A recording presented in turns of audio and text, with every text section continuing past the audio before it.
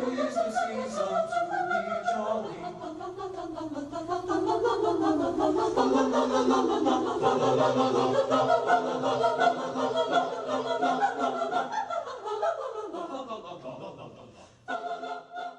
You are tuned into the Sunday Evening Interview Show. I'm Christine Cameron, and tonight I'll be interviewing Jo Alcott about her latest best-selling book, which happens to be a memoir. Jo, tell us why you wrote Love Makes a Family. I wrote it as a tribute to my foster mom, Marlena James. People know her as a famous recording artist, but very few people know that when she retired, she had a second calling as a foster mother to 4 young girls, and what a wonderful mom she was. We called her Marmy. Marmy is what my little sister Daisy called me, and somehow the name just stuck. I became a foster mom because I was raised in a foster home myself. I loved to sing, and I was lucky because I was encouraged and provided with opportunities. I vowed that when I was able to become a foster mom and do all I could do to help my kids and find their unique talents. You know, we all have special abilities, but someone has to tell us that we do. Miss James, on behalf of myself and my colleagues at the agency, we think we made a wonderful decision by placing those 2 gifted sisters with you. Thank you, Miss March. I know you'll be an inspiration to them. Doesn't Meg have a lovely voice? She does. She sang a beautiful solo at her high school concert, and her little sister Beth writes songs. She composed 2 of them for her 8th grade holiday show. How wonderful. How is Beth's health? Good so far. I've just finished a course at the hospital for parents with children who have type 1 diabetes, and we've formed a support network, and we're all in touch with each other. That's great to hear. Thank you so much for taking them in. I'm the one who's blessed. I'll be in touch. After the sisters Meg and Beth, I was the next one to be placed with Marmy. Originally, it was supposed to be for a short period of time, but the way things worked out, I stayed with Marmy for 4 years. Amy was the last one to join our family. I was wondering when you were going to mention me. I must say that these days Jo was a prickly pear. She had lots of tantrums and meltdowns, a lot of them directed at me. But I wasn't exactly a goody two-shoes myself. I guess you'll find that out when you read the book. By the way, Jo, Meg, and Beth weren't the only ones with talent. I became a popular and successful painter. My specialty is portraitures. I wonder if Jo put that in her book. Marmy discovered that we all had good voices, so during the Christmas season, she sent us caroling.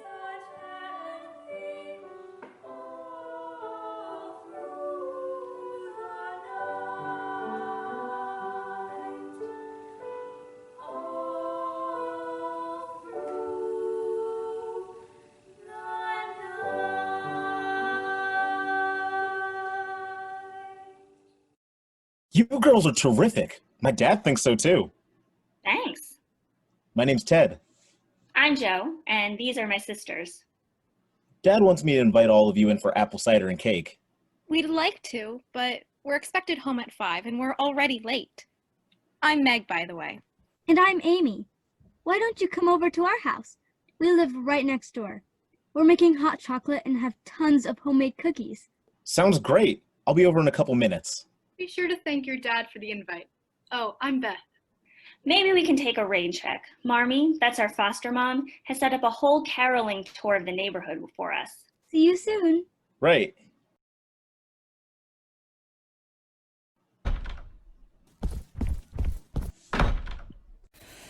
It's good to be out of the cold. I'll get the chocolate mix going. We got some sugarless packets for you, Beth. Thanks, Meg. Ted's house is the biggest one in the neighborhood. I wonder if just he and his father live there. Guess we'll find out in due time, Amy. Right now, we've got to decide what we're going to do for our annual family Christmas show. What about the scene from Pilgrim's Progress? Too boring, Beth. Ooh, let's have it take place in a cabaret. We can be a famous singing group. Like the Spice Girls. Great idea. Meg, but what's the storyline? You'll think of something.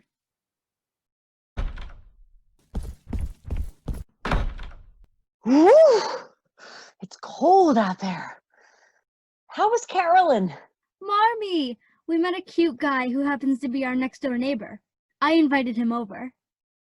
Oh, that's nice of you, Amy. Oh, Joe, would you put this mail on the desk? I recognize the handwriting on this letter. It's from our crabapple landlord. I'm sure it's not worth reading. Another complaint about noise. Well, before I signed the lease, I told him he was getting musical tenants, and he said it wouldn't be a problem. Hi, come on in. Marmee, this is our neighbor Ted. Lawrence, Ted Lawrence. Wow, I didn't know your mom was Miss Marlena James. You're the greatest. My dad has every album you've ever recorded. Wait till I tell him. Thanks, Ted. But please call me Marmee.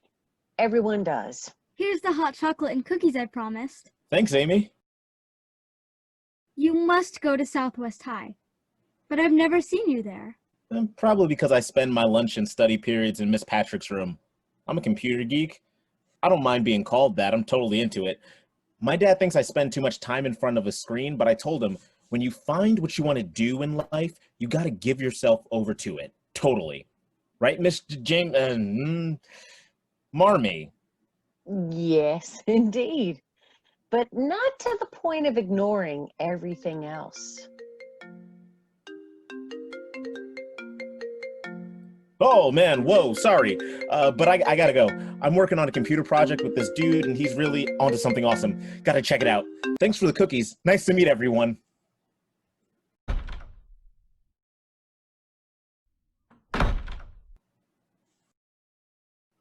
I don't think he's found that balance yet. Girls, today I visited the Rogers family, and they're really destitute.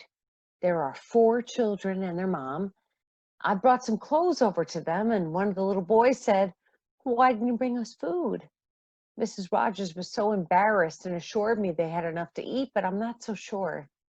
I made a roast beef with all the fixings for tonight's dinner. Don't you think we could bring it over to them right now, along with a gallon of milk? We could order a pizza for ourselves. Yeah, I'll help you get everything together. Don't forget to include my cookies. Let's bring them some of our games, too. I'll wrap them up with paper and ribbons. Oh, I knew I could count on your generosity. You girls are my own little women. The next day, we went shopping for the Rogers family and packed 3 big boxes with presents and food, including everything they'd need for their Christmas dinner. They became our adopted family for the rest of the year. I think we did manage to give them a Merry Christmas, but I discovered that our Christmas was going to be anything but a happy one. The truth was that the letter from our landlord was an eviction notice. Marmee lost a large amount of money in what turned out to be a bad investment. Meg and I overheard her phone conversation. I had no idea I was investing in a Ponzi scheme. That's exactly what it is, and it's illegal. You cheated all us investors out of our money. The corporation is going to have to give us back a portion of our investments because that's what bankruptcy court is for. You can't just stiff us. Listen, I'm broke. I'm 3 months behind in rent. I got an eviction notice. I'm desperate. I've got my girls to consider.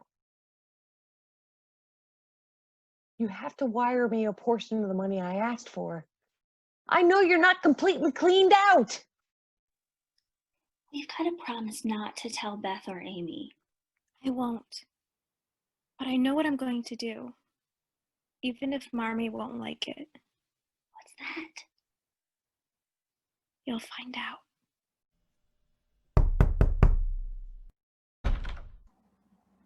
Miss March, I didn't expect you. Hello, Miss James. I was in the neighborhood and I took a chance that you'd be in.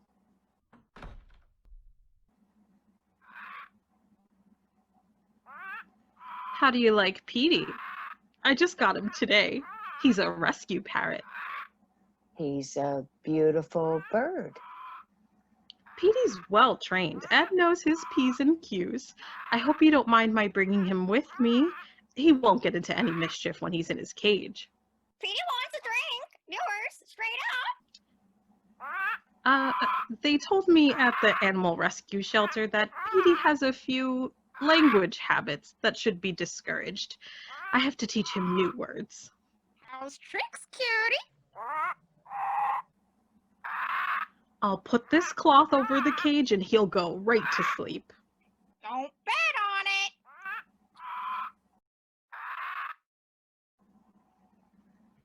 it. Miss James, I'm here because the agency received a letter from your landlord, Mr. Miller. It says that you're about to be evicted. Oh, it's a complete mix-up. I'm contacting Miller and his lawyer today. It will be straightened out by the end of the week. That's what we thought. We're so happy with the way the girls are progressing in your care. They're doing so well in school and all their other activities. You've done wonders for them.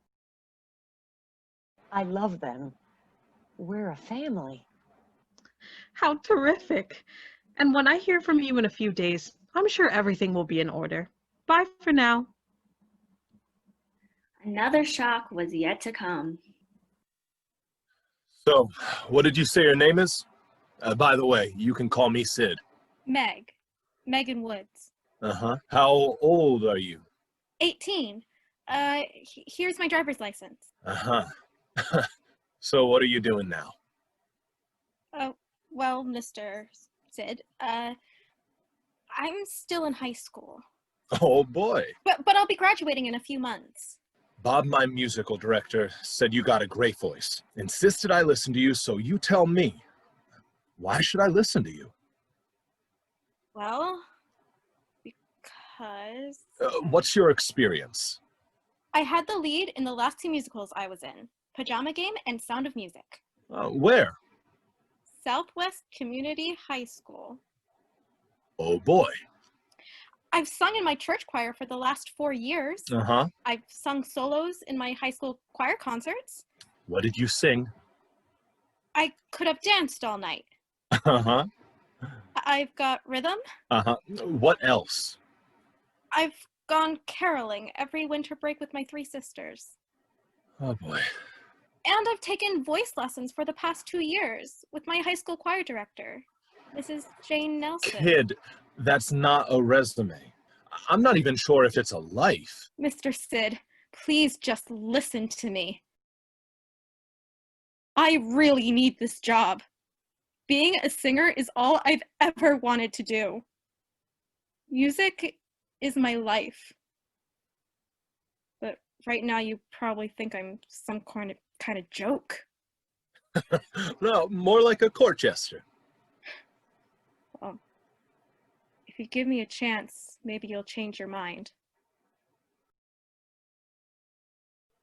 Let her sing, Sid. Okay, Bob. Okay. I've got nothing better to do. All right, kid, I'm all ears.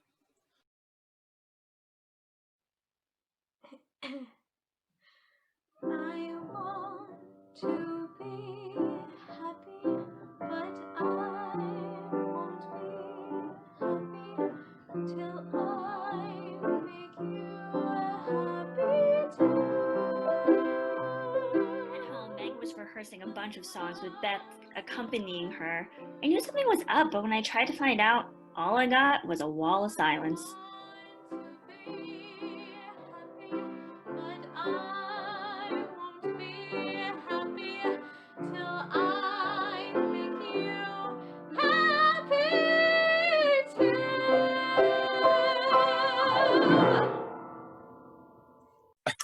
You were born to sing, all right. I really need this job, Mr. Sid. She's got a repertoire of 15 songs. We'll rehearse them. Okay. You can fill in for our headliner who's on tour. You'll work with Bob on your numbers and start this Thursday. I'm not going to pry into your family situation, but you're very young to be working here. My sister will be your chaperone. Her name is Dorothy, but she's better known as the Great Stoneface. She won't let you out of her sight. You'll do 2 sets, and then my driver, accompanied by the Stoneface, will take you home. Oh, thank you, Mr. Sid. Sid's my first name.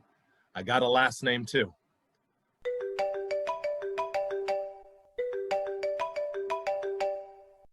Marmy, guess what? I got a job as a cabaret singer. Isn't that awesome? But I'm not going to tell you where. But I auditioned, and Mr. Sid thought I was great. This is going to solve all our problems. My salary will help us keep us together as a family. I mean, I'll have to put college on hold for a while, but I don't care. Maybe I won't even go to college. I just want to sing. Meg, you ready to start rehearsing? I gotta go. Love you, Marmy. Later that night, Meg told me her rehearsal with Bob went really well. You catch on quick. I'm pleased with the progress you're making. Right now, I think it's time for a break. The deli next door has great food. Oh, I'm too nervous to eat. I'll stay here and look over the music. See you later. Hello, Meg. Marmy! How do you know how to find me? When you mentioned Sid's name, I knew exactly where you were. I still have contacts in the business, and Sid and I go way back. While you were rehearsing, he and I had a long talk. He didn't know you decided to put off college. I want this job. Sid agreed that you first need to complete your education.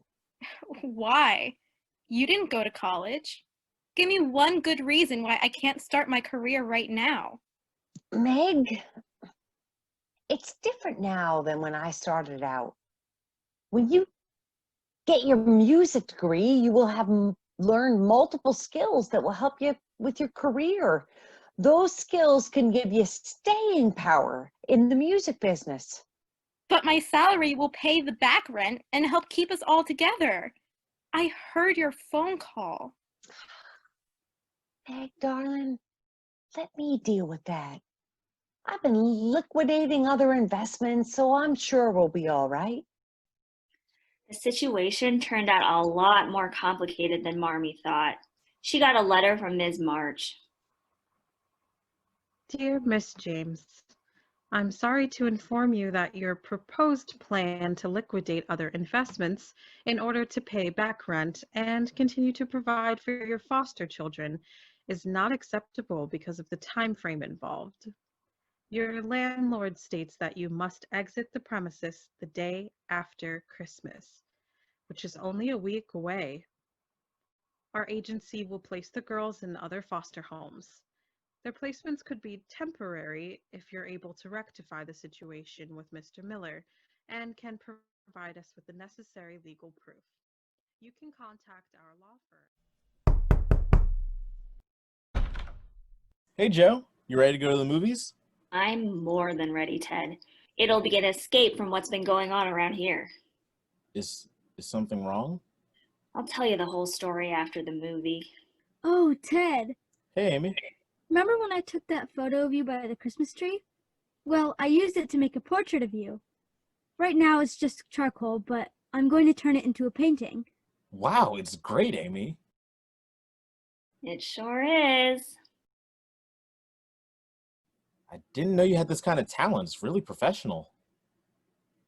Well, if you took your eyes off the computer once in a while, maybe you'd find out more about me. Yeah, I guess. We should get going. Where? To see Crouching Tiger, Hidden Dragon. Oh, I'm dying to see it. I'll go too. We're going out afterwards to discuss the film. Don't you think I can discuss a stupid movie? It's not that we don't want you. We just want a little privacy. I'm going to see it more than once. I'll take you, Beth, and Meg, I promise. You don't have to make any promises to me. I thought you liked my drawing. I do. I think it's terrific. So this is the way you thank me? I'll never go to the movies with you. And thanks for being so inclusive, Joe. You think you're smarter than anybody else, but you're just a rude tomboy. And you're ugly too.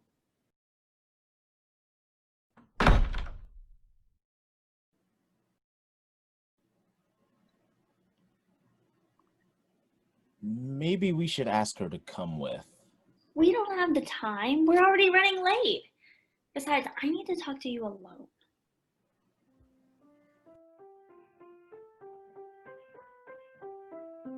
Oh, a picture-perfect setting with Beth and Meg at the piano. Meg, lean over a little. I'll take a photo and then I'll make a painting of it. I'm giving everyone portraits for Christmas this year. It's already 5 o'clock. Joe and Ted should be home by now. Marmee, stand by the fireplace and look at the camera. Thanks. Joe and Ted will be late. They're going somewhere afterwards to discuss the film. Intellectuals that they are. I feel weird, really out of it. Let's check your blood sugar, Beth.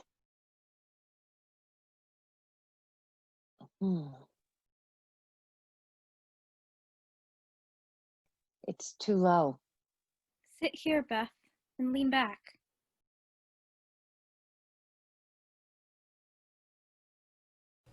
Thanks. I'm feeling a little better now. Well, we'll check you in a little while after you drink this orange juice. I'm kind of tired. I'm going to lie down. I don't think Beth ate lunch today.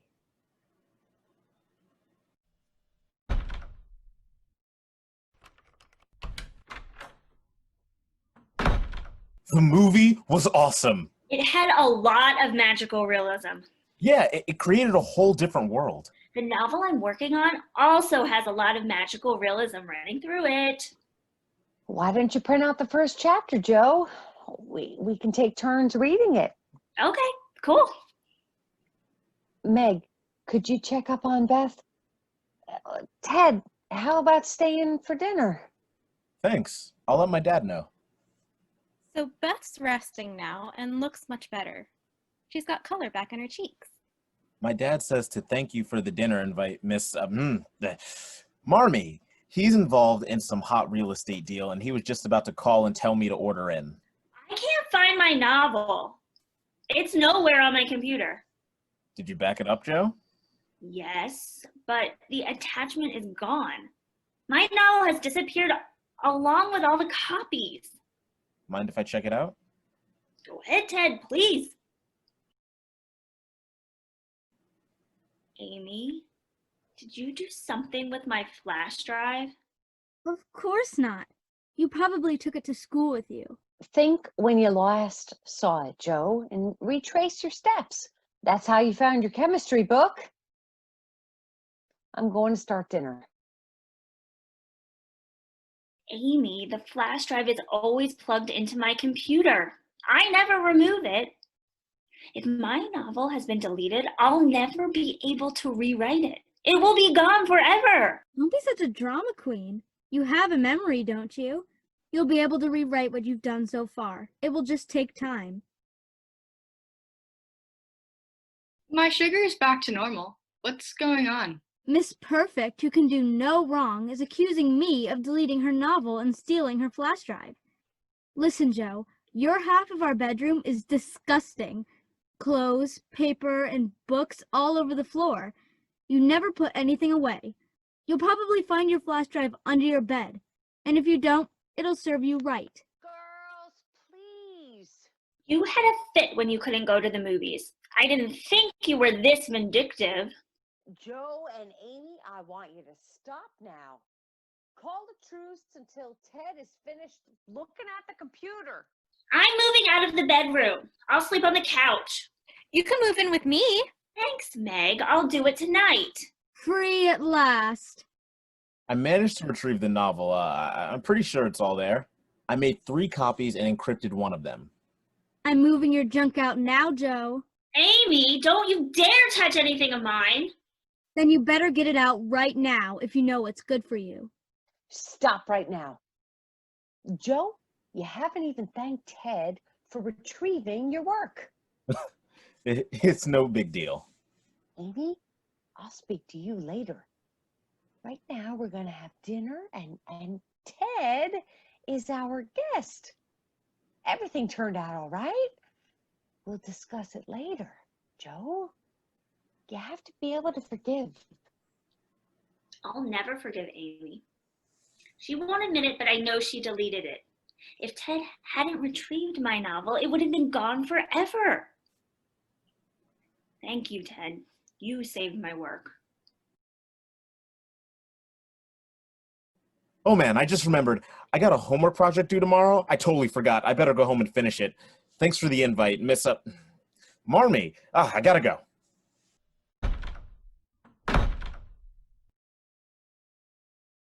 You spoil everything.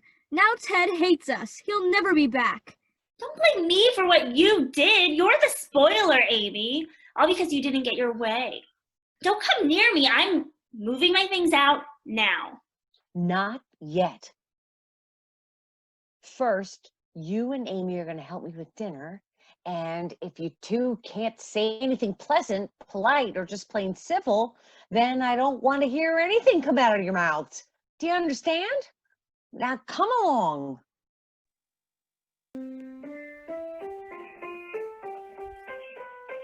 That's a pretty tune, Beth. Amy said you didn't eat lunch today. Are you monitoring what you eat? Oh, Meg, I'm doing okay. Amy was in her and Joe's bedroom all afternoon. When I went in, she yelled at me to get out. I'm sure she deleted Joe's book. Joe can thank her lucky stars that Ted came to the rescue. I don't think Joe and Amy will ever speak to each other again. It makes me so sad. They'll be on talking terms eventually, but it will take some time. I'm not so sure. Amy has a crush on Ted. I did not know that. How could you miss it? All those drawings she does of him? But Ted likes Joe. That's pretty obvious. Before they left for the movie, Joe said she wanted to talk to Ted about something going on in the family. Beth, all families have their ups and downs. That's just the way it is. I don't want you worrying about it. Do you know what Joe's talking about? I can't read Joe's mind. When we moved in with Marmee and then Joe and Amy came to live with us, I felt like we finally found our real family, our permanent one. Now I'm not so sure. We are a family. Just because Joe and Amy had a blowout doesn't mean our family is broken. Besides, I'll always be here for you. Why did you quit that cabaret job? You seem so definite about starting a career. It wasn't the right time. Sid and Marmee convinced me that I need a solid education in music before I try to break into the business. When you go away to college, it'll be the first time we've ever been apart. Actually, I've decided to stay in town. There's a great music conservatory I can attend right here, so we'll still be together. And if I decide to stay in a dorm, you can come and visit me and sleep over. I promise. So stop worrying and concentrate on your health. You know you can't skip meals. Sometimes I'm not all that hungry. Babe, you know you have to eat at regularly scheduled times in order to maintain your sugar level. I'm so sick of this diabetes and all the rules that go with it. I'm not a structured type of person. I'm sure they'll find a cure for it soon. In the meantime, you've got to keep yourself healthy. I'm counting on you to write a musical for me. Right now, concentrate on writing a song for our family Christmas show. What's the story going to be? I don't know. Jill will come up with something at the last minute like she always does. And Beth? Yeah? I meant it when I said I'll always be here for you. That night, Marmee said she had something very important to tell us. I'm afraid this is bad news, and there's no good time to tell you, so might as well be now. Meg and Joe already know part of it. And it's all my fault. It's not. You couldn't help what happened. I didn't know it at the time, but I made a bad investment and lost a lot of money, and I got behind in the rent. That note from Mr. Miller was an eviction notice. He sent a copy of it to Miss March. I started the process of liquidating other investments and told Miss March that, but she sent me a letter saying it wouldn't happen soon enough because Mr. Miller wants us to vacate the premises on December 26th. She also said that you girls will be placed temporarily in other homes. I'm sure it will only be temporary. When I have the money to rent a suitable place, we can all be together again. Well, you can read the letter. It's all there. Will we ever be able to go back to this place? I'm not sure, Beth, but I'm hoping something will turn up. Right now, I have an appointment with a lawyer. I'll see you later.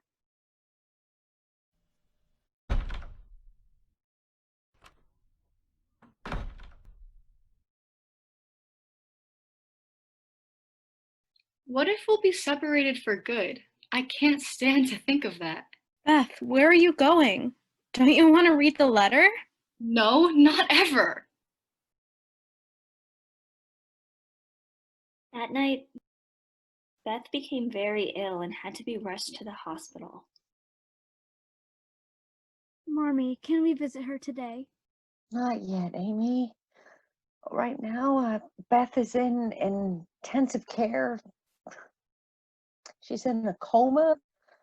The doctors are trying to stabilize her blood sugar.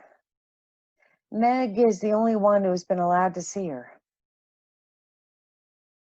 Will she be all right? I pray that she will. She's got to get better. Nothing else matters. I've been so selfish, never thinking of anyone but myself. Dear God, please, please make Beth well again. I promise I will never do anything mean or hateful for the rest of my life. Joe, I deleted your novel and threw away the flash drive. Can you ever forgive me? I won't blame you if you don't. I forgive you, Amy. All I care about is Beth getting better. That's what's most important. I've got to go talk to Ted.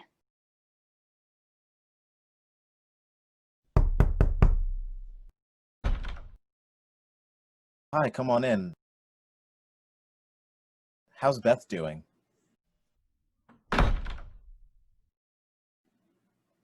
Still in a coma? Oh, Ted, I wish I could switch places with her. You gotta believe she's gonna get better. Everything is so awful.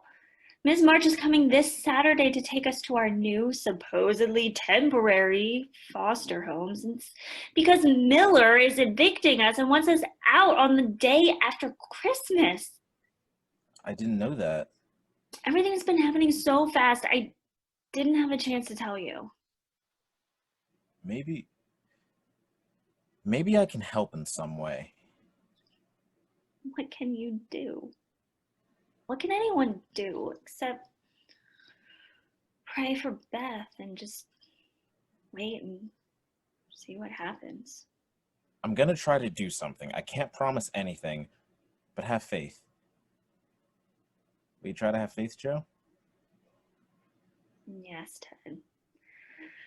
I'll try with all of my heart. A few days later, Beth recovered and was able to come home. Here we are. Doesn't she look great? Hey! Flower. Thank you. I kept thinking of all the people I love. That's all of you here. That's what made me better. When I was out of intensive care, I even wrote a song for our annual Christmas play. I don't know that you girls will have time to do it. We're going to have our production. We'll do it for you, Marmee, and Miss March. We'll insist that you watch it.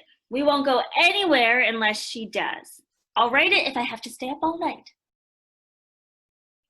And I did stay up all night. Meg slept on the living room couch so I could have the bedroom to myself. I spent half the night staring out the window, hoping to get inspiration. The snow was falling in big, lacy flakes, and I watched it turning the trees and walkways into a silver landscape. It was peaceful and quiet, but I was tied up in knots because I didn't have a clue what to write. After a while, I saw some clouds moving across the moon as if they were on a journey. And then I knew what I was going to write. Girls, time to get up. Aunt Daisy's here and we're fixing all your favorite breakfast foods, so I know that we'll get you down here ASAP. Marmee and Aunt Daisy outdid themselves. We had eggs, scrambled, poached, and fried, grits, taquitos, skillet potatoes, waffles, bacon, and sausage. Later that day, we packed up our suitcases and I printed out scripts. Ted came over to play his part. So are we doing the cabaret show?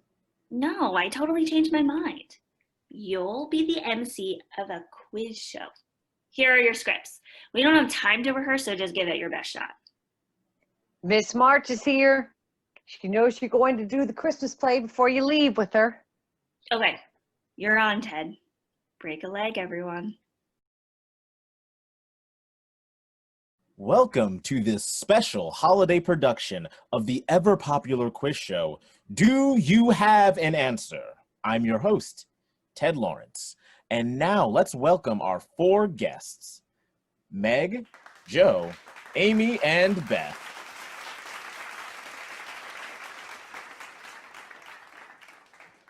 I'm going to ask our guests the question for tonight's show. And if one of you thinks you know the answer, press the buzzer and step forward. Ready? Tonight's question is, what makes a family? Amy, step forward. Togetherness makes a family. Sharing. Like the sweater you borrowed from me, Meg. Or was it the other way around? Whatever. Sharing bedrooms, baking cookies together, helping with homework. Sharing is togetherness. That's a great answer, Amy, but it's not exactly the right answer. Joe, step forward. Memories make a family. Like our annual Christmas play. Ice skating on the pond until it starts to crack, remember, Ted? Making Christmas happen for the Rogers family. And we'll always remember our annual caroling walks through the neighborhood.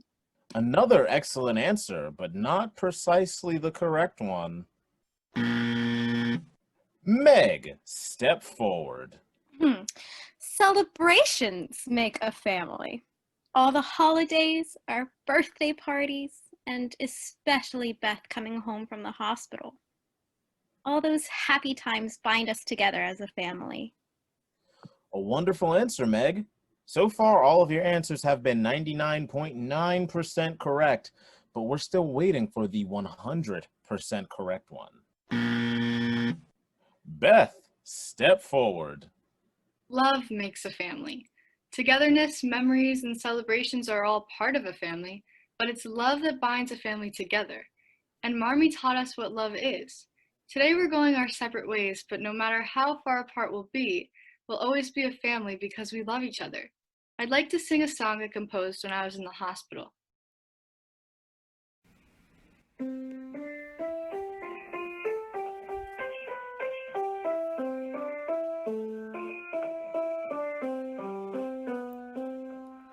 What's the tie that binds families together? Wherever you live, it's the same reply. Multiplied by folks, cross continents, oceans, and seas. Love is the tie so strong it won't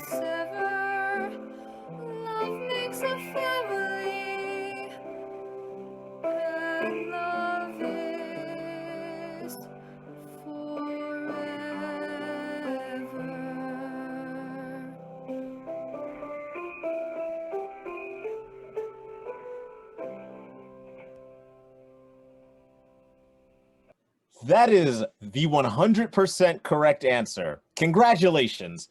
According to my script, your prize is Aunt Daisy's famous sugar-free chocolate mousse cake. But now I'm going to go off script.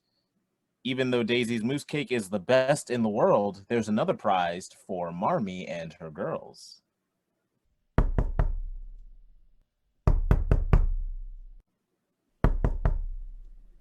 Do I hear a knock at the door?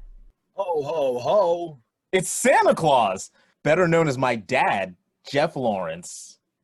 This Santa brings only one gift, and it's for Miss Marlena James, better known as Marmee and her little women. Old Crabapple Millers sold this 2-flat. I bought it from him this morning, and I'm presenting you, Marmee, with the quitclaim deed to this building. You don't owe any back rent.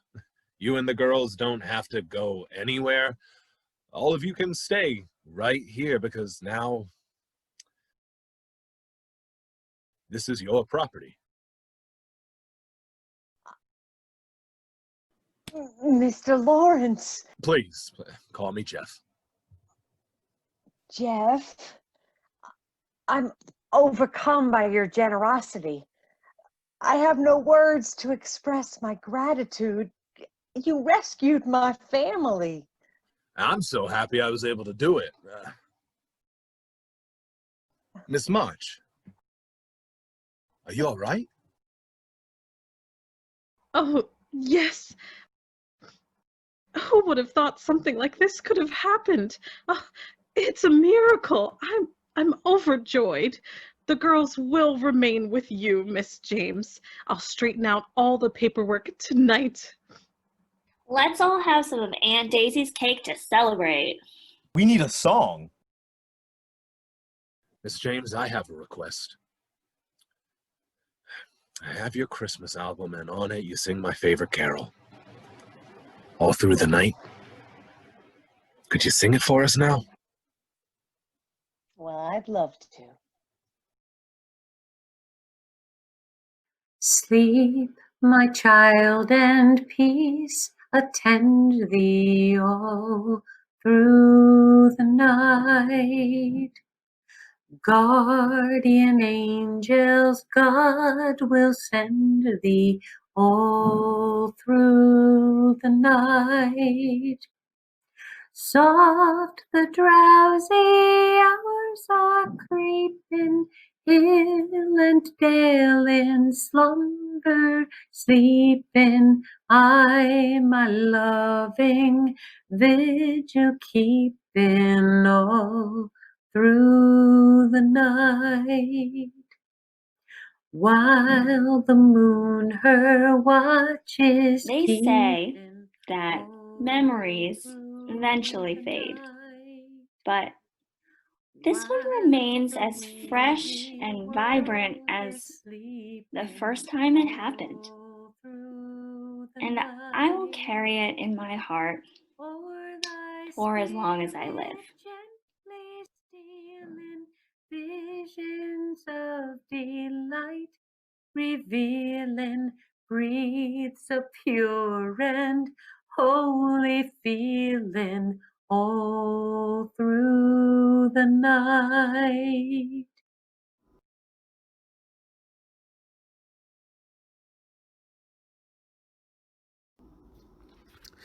Hi, my name is Brandon Hanks, the producing artistic director of Rebel Stages. Thank you for tuning in to this original radio play written by Hope Hommersand. We hope that we were able to bring a little warmth and love into your home, your car, or wherever you decided to listen to this radio play. As you all know, 2020 has been a very difficult year for everyone, and we'd like to dedicate this performance to all those who are affected by this horrific disease, COVID-19. This year has been especially hard for the performing arts community, so we ask that you please support us in whatever way you can. Support your local theater, your local dance studio, your voice studio, or you can even visit and donate to the Actors Fund by going to www.actorsfund.org. On behalf of Rebel Stages, Worthington Players, and the Shawnee Playhouse, we hope to bring you live theater in 2021. so please be sure to stay tuned. For updates, please be sure to like both Rebel Stages and the Shawnee Playhouse on Instagram, Facebook, and Twitter. Also, join our mailing list. Be sure to hold and protect those you love. Have a safe and Merry Christmas and a Happy New Year. For all the times gone by, my dear, for old lang syne, we'll take a cup of kindness yet. Here's a hand, my trusty friend, give me a hand of thine, and we will take a hearty drink for all the times gone by, for all the times gone by, my dear, for old lang syne, we'll take a cup of kindness yet for old lang syne, for all the times gone by, my dear, for old lang syne, we'll take a cup of kindness yet for old lang syne. We'll take a cup of kindness yet for